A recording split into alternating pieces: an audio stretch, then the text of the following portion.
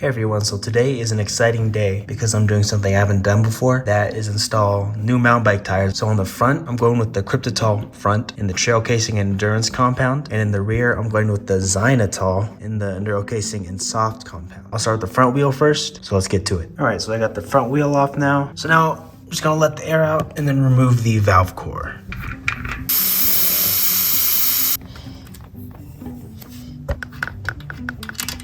All right, new tactic here. Tire levers can't get to work, so I'm gonna try to use my hands. Well, that was definitely easier than tire levers. All right, let's see if I pop the other side of the bead off. All right, got the other side of the bead off. I just push with my thumbs. I'm just gonna try to push the tire in the middle now. Use a tire lever to get the first part of the bead over the other side of the tire.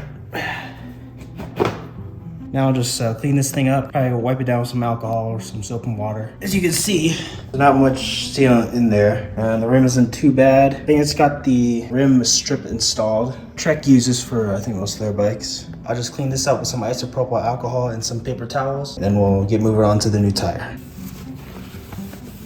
And yes, this is isopropyl alcohol. I just have it in a cleaning bottle.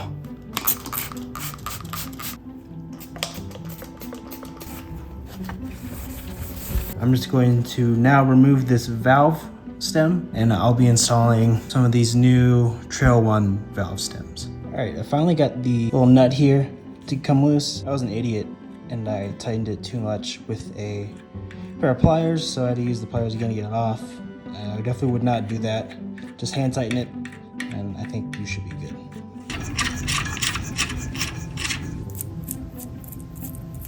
Then put the O-ring on first. All right, I think I got it on there pretty okay. Hopefully it seals. I don't know if there's a way to tell if it's gonna hold air or not. Get it in the correct shape. Remove this sticker thing in here. All right, so I think the tire rotates this way. Looking at the tread pattern, that'd make the most sense. It's not like a Maxxis tire where there's a lot of riding on one side. Both sides have the same amount of riding, I think.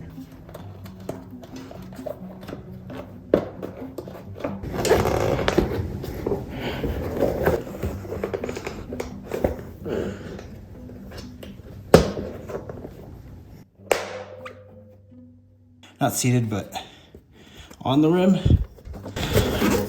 And see if this thing will seat with just a floor pump. I think the trick is to try to pull the bead of the tire and seat it against the edge of the rim so that when you're inflated with the floor pump, it doesn't have to do as much work.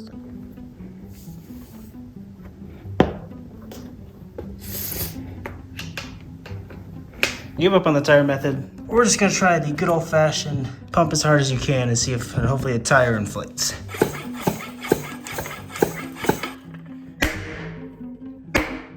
It seems to be seated. I'll take a look at the bead in a second. We're around 40 PSI. I heard 2 pops. I don't know how many pops you're supposed to hear. What I'm looking for is this very faint line right here. My finger is right there. I'm looking for that to be even all the way around. All right, so it looks like the bead is correctly seated all the way around. The line does get a little faint around the sides, and there is a rotation marking on here that I found.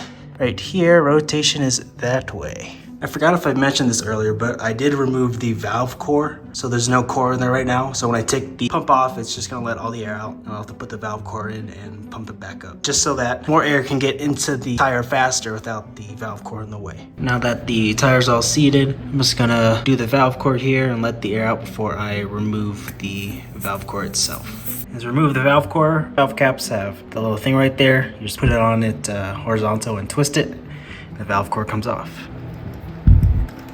All right, so I'm just gonna use Orange Seal, the regular sealant, and I got the one that comes with the injection system. So all you do is take off the normal cap on this injection cap, and then you just put it on the valve without the valve core in it, and put in 3 to 4 ounces of the sealant.